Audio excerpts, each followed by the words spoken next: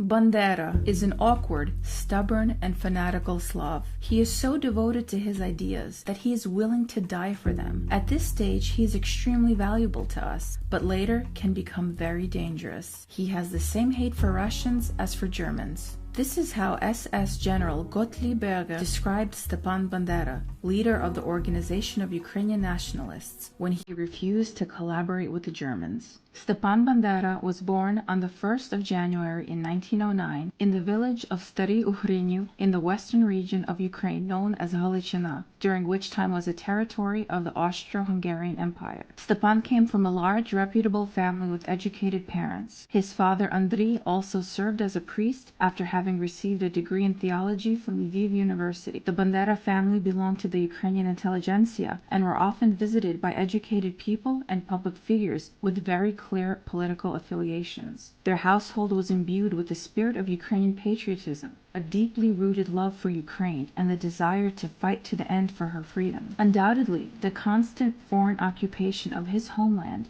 and scenes of blood and violence left their mark on young Stepan.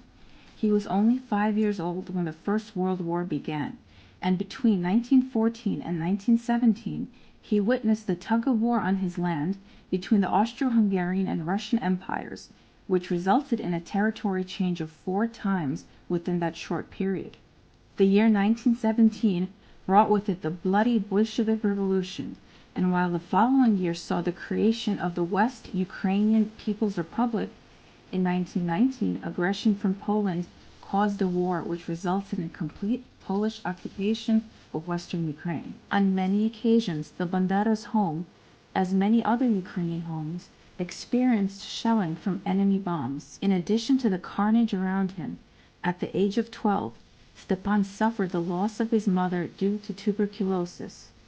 His father was left to raise a family of 7 children on his own. While a bright and passionate child, Stepan was physically sickly, having been diagnosed with a painful condition known as rheumatism of the joints. He oftentimes could not walk or feel his legs. Yet his determination to avenge Ukraine was so strong that even at such a tender age, Stepan would indulge in self-flagellation to see if he could withstand torture in the event of capture. In 1924, Stepan learned of the martyrdom of Olha Basarab, a communications agent in the Ukrainian military organization which was part of the Ukrainian liberation movement. Olha was responsible for creating the first female platoon within the Ukrainian Riflemen's Unit. She was eventually found one morning in her prison cell, hanged on a traditional Ukrainian embroidered towel. She managed to scratch on the prison wall, "I am dying, tortured. Revenge."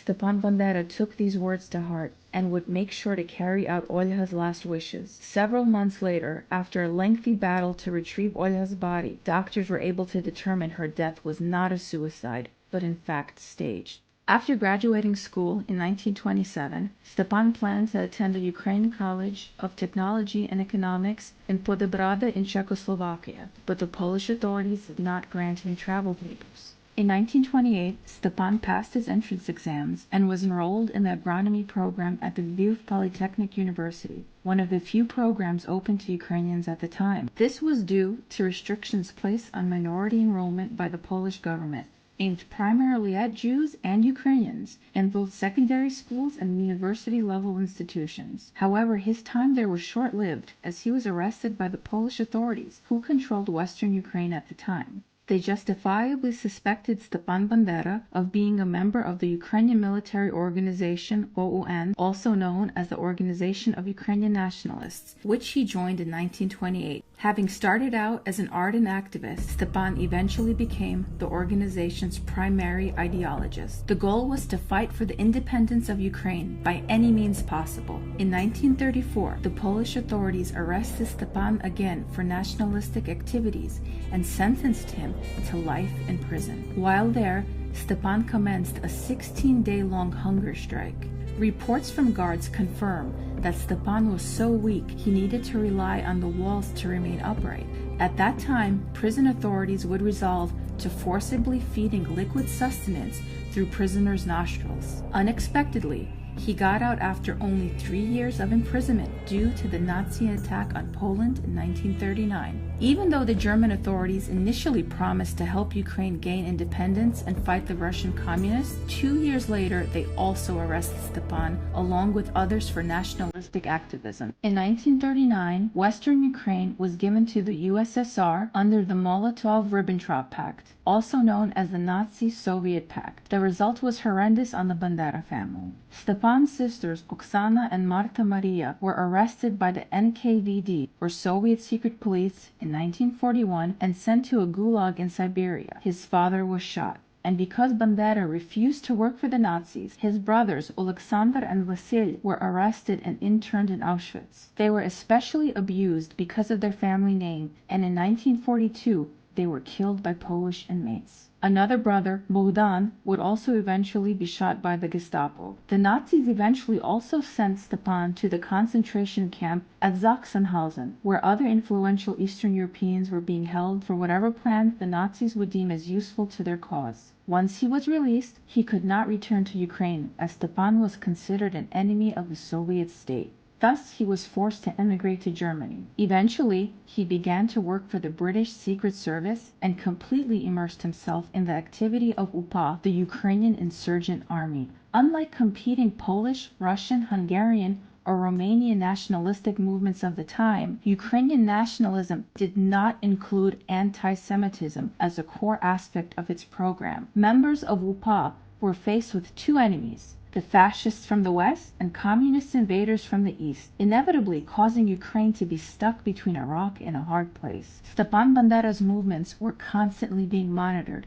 as he was pursued by the military police. Many attempts were made on his life, and in 1959 one succeeded.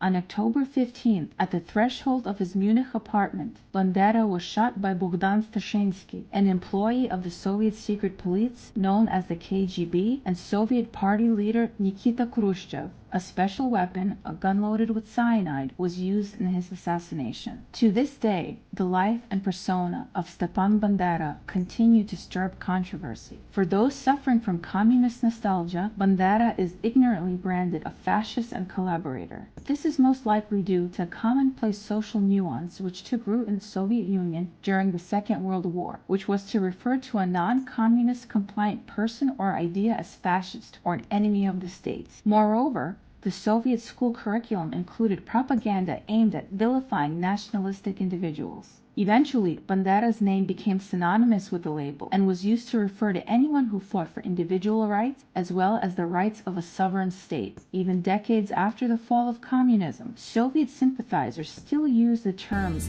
fascist and Bandera interchangeably to refer to someone who defies government regulations. This only serves to prove the intensity of Bandera's influence on both his enemies and followers. And for most Ukrainians, his name is so revered that it borders a cult-like following. To be called a Bandera is most certainly welcome among nationalists and only serves to reaffirm the passion for Ukrainian culture and ultimate independence. Stepan Bandera once said, "Freedom is not free. It is often paid for in one's blood." From an early age, Stepan decided that his life would be dedicated to Ukraine, and he realized the consequences by paying in his own life.